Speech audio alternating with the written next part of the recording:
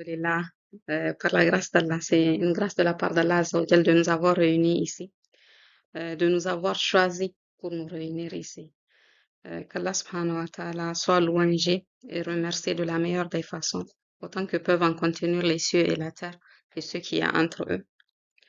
Euh, Nous avons un thème très important, l'harmonie entre le soi, la foi et la famille.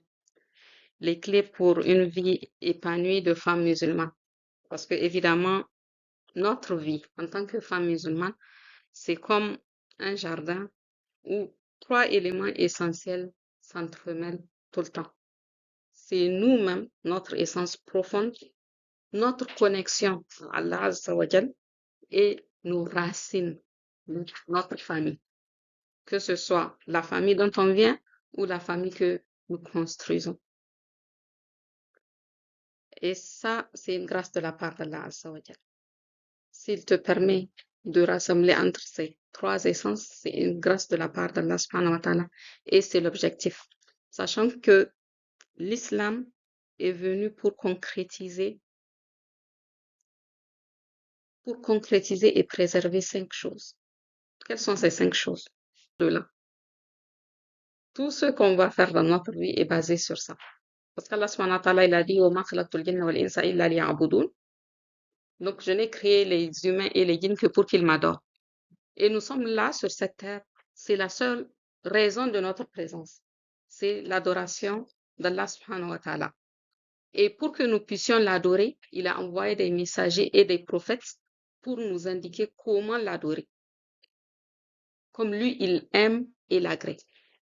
Parce que même si on veut adorer Allah subhanahu wa ta'ala, on ne va pas dire que moi je choisis de l'adorer de telle manière. Non. De la même manière qu'il nous a créé, il nous a aussi créé le mode d'emploi. Et notre adoration depuis Adam alayhi salam jusqu'au dernier des prophètes sallallahu alayhi wa sallam, c'est la même lignée, c'est l'islam. Et l'islam est venu pour concrétiser 5 choses, pour préserver 5 choses. Donc, l'islam est venu pour préserver d'abord an-nafs, l'âme, la vie, tout ce qui tourne autour, la foi. L'islam est venu pour préserver al-aql, ta raison. Donc, l'âme, ta vie, la foi, al-aql, non, l'âme, la foi, al-aql, la raison.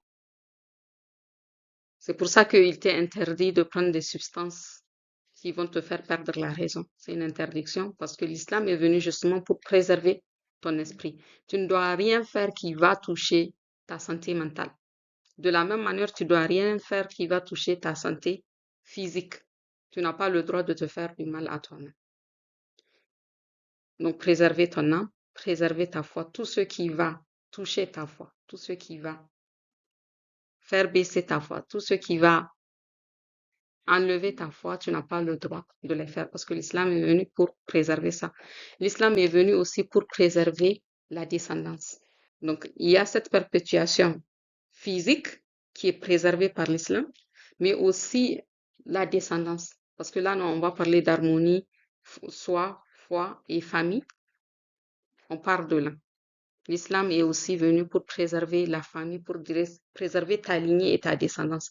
C'est pour ça qu'il a mis Allah subhanahu wa ta'ala comme interdiction formelle de nommer quelqu'un d'autre par le nom d'un autre père. Parce qu'il faut préserver la lignée. Et la femme, elle doit observer la idda pour préserver cette lignée. Il ne faut pas mélanger les enfants d'un père avec un autre père. Donc ça, c'est la quatrième chose. Et l'islam est venu aussi pour préserver les richesses. On n'a pas le droit de dilapider, de faire al-mubanzaranchi walifonigné. C'est ça. Donc les 5 choses, l'âme, la foi, al-aql, la descendance et le risque, la richesse, les biens. Donc ça, c'est la base. L'islam est venu pour ça. Donc tout ce qu'on va faire va tourner autour de cette base. Parce que nous, notre harmonie entre nous-mêmes, notre relation à Allah, donc notre foi, et notre relation au sein de notre famille va être basé sur l'islam et sur ces principes fondateurs-là que nous avons. Et pourquoi on en parle? Parce que c'est pas quelque chose qui se fait naturellement. C'est pas quelque chose qui se fait tout seul. C'est quelque chose qui demande de faire un travail sur soi, sur sa foi et sur sa famille. Et Allah subhanahu wa ta'ala, il nous dit dans le Coran, Inna Allah la yughayyiru ma bi qawmin hatta yughayyiru ma bi anfusihim. Donc, tu vas avoir une réalité qui est la tienne aujourd'hui, mais tu n'as pas à rester dans cette réalité si elle ne te convient pas.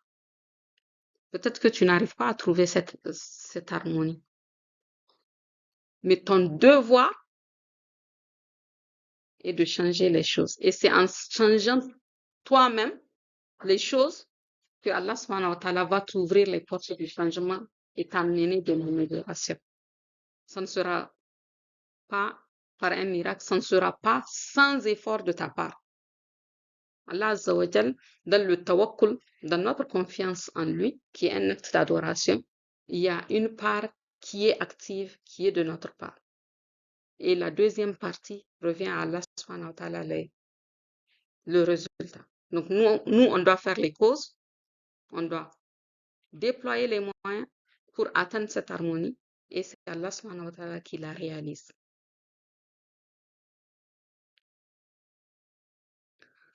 Pourquoi on en parle aujourd'hui? Quels sont nos objectifs pour cette assise? C'est de découvrir l'équilibre. Comment on va arriver à équilibrer notre soi, le développement de ce soi avec nos responsabilités qui nous incombent en tant que femmes musulmanes. Comment renforcer notre connexion spirituelle avec Allah Azza wa Jal au quotidien et comment arriver à créer une harmonie durable entre notre vie personnelle et notre vie familiale. C'est un voyage vraiment que nous allons faire qui est transformateur, qui va, Inch'Allah, bi'ithnillah, nous permettre d'aller au fond des choses, de faire une exploration de ce qu'on est aujourd'hui pour pouvoir mettre en place les solutions pour le demain qu'on veut de nous-mêmes. Stéphane Covey disait commencer avec la fin à l'esprit. Donc, on commence avec à l'esprit nos objectifs qu'on veut atteindre parce que c'est seulement comme ça qu'on peut atteindre des objectifs. Si on ne se fixe pas des objectifs, si on ne prend pas une destination, on risque pas d'y arriver. Si je vais à la gare, que je prends n'importe quel bus que je vois, je ne risque pas d'arriver là où je veux aller. Je risque d'avoir des surprises. Donc, Inch'Allah, que Allah subhanahu wa ta'ala nous facilite nos objectifs et qu'il nous donne la sincérité dedans et qu'il nous permette d'œuvrer selon ce qu'il a mis à écrit. Donc, tu vas poser l'acte dans le vide. Tu es en train de t'imposer des choses qu'Allah ne t'a pas imposées. Elle a parlé du mariage. Est-ce que le mariage du cousin de 4e génération, est-ce que c'est une obligation? Et même si c'est le mariage de ta sœur, si peut-être tu considères que c'est une obligation et que tu vas y aller, mais tu vas tomber dans des interdictions. Ce n'est pas. Donc, ce qui est obligatoire et ce qui est interdit, qu'est-ce qui prime? On a l'obligation de connaître. On a l'obligation d'apprendre avant de poser. Et c'est ça qui conditionne notre vie, surtout nous les femmes. On a tellement. On est en train de déborder sur le soi, donc on va y aller. Le soi. On est dépendant de notre éducation. On a eu une éducation, on a eu une culture qui nous vient de notre famille. On a eu une foi, quelquefois, qui nous vient de notre famille. Mais à partir du moment où on atteint un certain âge, une certaine responsabilité, un certain degré de responsabilité, on se doit de se poser les bonnes questions. Parce que tant que tu ne te poses pas les bonnes questions, de savoir où est-ce que j'en suis, qui je suis, parce que ce qui te correspond n'est pas ce qui me correspond. On est 8 milliards d'individus. 8 milliards d'individualités. 8 milliards de personnes qui sont différentes. Même si vous sortez du même ventre, en même temps, vous êtes des jumeaux, vous avez des particularités qui vous sont propres. Donc, on se pose la question et on remet en question ce qu'on a appris. Parce que ce qu'on a appris de notre culture, de notre famille, de nos traditions religieuses, culturelles, on doit les peser parce que nous, on sait qu'on va rendre compte devant Allah subhanahu wa ta'ala pour notre temps, de ce qu'on en a fait, de nos responsabilités, qu'est-ce qu'on en a fait. De chaque chose, en fait, on va devoir rendre compte. Donc, on ne va pas poser les choses parce que j'ai appris.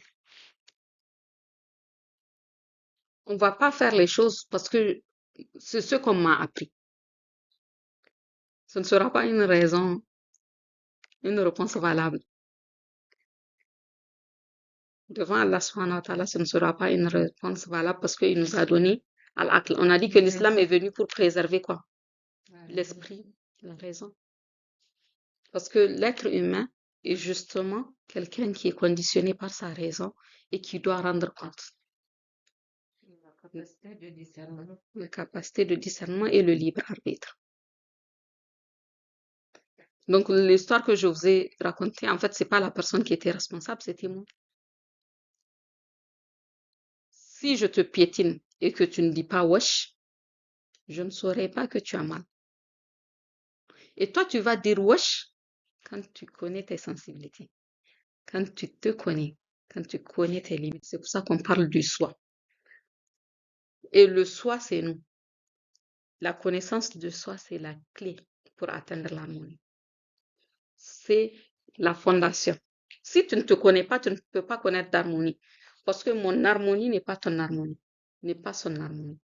Chacune de nous, on dit l'harmonie, mais chacune a son harmonie. On devrait parler des harmonies. Chacune a son harmonie parce que cette harmonie dépend de qui tu es, de toi. Et ça passe par te connaître. Imam Al-Ghazali, rahimahullah ta'ala, il y a une controverse par rapport à lui, mais il faut savoir que après, c'était un imam soufi et que vers la fin de sa vie, il s'est repenti, il est venu parmi les gens de la sunna. Il a dit, connais-toi toi-même et tu connaîtras ton Seigneur. Donc même la connaissance d'Allah subhanahu wa ta'ala, elle passe par ta connaissance à toi. سنريهم آياتنا في الآفاق وفي أنفسهم حتى يتبين لهم أنه الحق. Nous allons leur montrer في الآفاق dans les cieux, dans les univers, nos signes et en eux-mêmes jusqu'à ce qu'il leur devienne évident que lui, Allah, c'est lui la vérité. Donc même le fait de te connaître te ramène à Allah Azza wa Jalla. Donc c'est pour ça que j'ai demandé à chacun quel était son plus grand défi. Parce que le défi, il est personnel. Peut-être que toi, tu as un problème d'organisation de temps. Peut-être que chacun a... c'est par rapport à son soi. Donc la connaissance de soi, c'est le fondement vraiment de toute croissance. Parce que chaque fois que tu te connais, tu peux mieux améliorer ta vie. Tu peux mieux fixer tes objectifs. Tes objectifs, tu dois les fixer en fonction de toi. C'est pas parce que Ramtoula a posé tel objectif que moi je vais avoir cet objectif, parce qu'on n'est pas les mêmes. Et chacun doit le faire donc en fonction de soi. Du coup, la base, c'est vraiment de se connaître. Donc la connaissance en soi, ce n'est pas une option. Si tu veux aller loin, il faut ménager ta monture, non? Mais si tu ne connais pas cette monture, comment tu vas la ménager? Il faut que tu la connaisses. Donc vraiment, c'est de prendre conscience de ça et libérer notre cerveau. Vide cerveau, comme je dis, c'est comme ça que ça s'appelle. Quand tu commences à écrire, tu libères le cerveau. Ok, telle pensée, je l'ai entendue. Quand tu lui dis à ton cerveau, j'ai entendu cette pensée, c'est bon, tu peux te reposer, tu peux la laisser tranquille. Ou même, je veux faire ça, je veux faire ça, je veux faire ça. Écris-le et tu dis à ton cerveau, OK, j'ai entendu, je vais m'en occuper plus tard. Et là, tu fais de la place pour de nouvelles choses, de bonnes choses. Mais tant que tu les laisses dans le cerveau, ça s'auto-alimente. Et ça devient une croyance limitante. Et la croyance limitante, elle devient un frein dans ta vie. C'est comme ça qu'on fait pour faire du surplace. Donc, l'autre partie, Inch'Allah, qui restait par rapport à la connaissance de soi, c'est d'identifier nos forces et nos axes d'amélioration. Parce que c'est en travaillant avec nos forces qu'on peut aller beaucoup plus loin, beaucoup plus vite, qu'on peut s'élever, qu'on peut accepter de s'élever et en travaillant sur nos axes d'amélioration. Je vais les appeler comme ça. On n'est pas parfait, donc on a tous des axes d'amélioration. Donc, chacune de nous doit faire le point sur ses forces et ses axes d'amélioration parce que ces forces-là, ce sont des grâces qu'Allah t'a fait. C'est pour que tu les utilises, c'est pas pour que tu meurs avec sans en avoir fait. Il nous a dit hein, dans le Coran que il ne fait rien au hasard, voilà. Ou Allah n'aime pas ceux qui gaspillent. Donc, il va pas gaspiller les forces qu'il a mis en toi pour rien du tout. S'il les a mis en toi, c'est pour une raison. Et il ne fait rien par jeu ou par hasard. C'est ça que je cherche. Allah subhanahu wa ta'ala ne fait rien par jeu ou par hasard. Donc, ce qu'il a fait, c'est par une sagesse de sa part. S'il a mis ces forces que tu identifies en toi, c'est pas pour les gaspiller parce qu'il n'aime pas ceux qui gaspillent. Donc, c'est pour que tu les utilises. Donc, c'est important de connaître ses forces et ces faiblesses qu'on va appeler des axes d'amélioration. Parce qu'on a toujours la possibilité de grandir, de s'élever et de s'améliorer. C'est pour ça qu'on a parlé de la vérité de la transformation. Donc, au niveau de nos actions à poser, sur l'autre partie, on a parlé de développement. On est prêt pour l'exercice, hein? 3 choses pour l'axe d'amélioration. On a dit apprentissage continu. Donc, quel savoir quotidiennement? Parce que chaque jour qui passe où tu n'as pas appris quelque chose de nouveau, tu as reculé. Donc, quel savoir nouveau tu vas étudier? Je l'ai appelé mon savoir quotidien. Donc, est-ce que c'est un hadith que tu vas étudier? Est-ce que c'est une sourate? Est-ce que c'est un verset? Est-ce que c'est une leçon? Est-ce que c'est une recette de cuisine? Est-ce que c'est une meilleure épice à utiliser dans tel plat? Une chose. Que tu saches qu'en allant te coucher, aujourd'hui, j'ai appris une chose nouvelle. Que ce soit pour cette vie profane ou ta vie religieuse. Peu importe, mais au moins tu avances dans le bon sens. Deuxième chose, mes victoires spirituelles. Tous les jours. Parce que tous les jours, on est attaqué par Shaitan et ses alliés, les humains et les djinns. Donc, quels sont mes moments de dépassement? Parce que chaque jour, tu vas être confronté à une situation où tu vas devoir te dépasser. Et c'est ces victoires-là qui construisent ta force de demain. Et vous êtes prête pour la troisième chose. Quand vous me connaissez, vous savez que ça va pas être du gâteau. C'est un défi. On est dimanche. Donc, avant dimanche prochain, c'est de poser un acte, une action que tu sais que tu dois poser et qui te fait peur. Quelque chose qui te fait peur. Quelque chose qui te fait peur. Mhm. Tu as par exemple des produits, mais tu n'oses pas les présenter parce que tu as peur. Tu veux parler à ton mari sur un sujet, mais tu n'oses pas lui parler parce que tu as peur. Tu veux dire quelque chose à ton ami, à ta soeur, mais tu n'oses pas le faire parce que tu as peur. C'est ces moments de peur qui te permettent de grandir. En fait, à chaque fois qu'il y a la peur, c'est un moment que ton cerveau t'indique que c'est une possibilité de grandir. C'est une opportunité à saisir. C'est quand tu as peur qu'il y a une opportunité pour que tu t'élèves. Parce que c'est de la nouveauté. C'est quelque chose qui est nouveau et ton cerveau, il veut pas ça. Il veut te protéger, il veut te préserver. Donc, il te dit attention, il t'envoie tous les signaux de la peur pour que tu te dises j'ai peur. Oui, mais c'est l'occasion de grandir, rassure-le. Oui, je comprends, j'ai entendu, je comprends cette émotion, mais c'est l'occasion pour moi et pour toi de grandir. Mais j'entends ce que tu me dis. Chaque jour où tu ne grandis pas est un jour où tu diminues. Il n'y a pas de statu quo dans la vie. Soit on avance, soit on recule.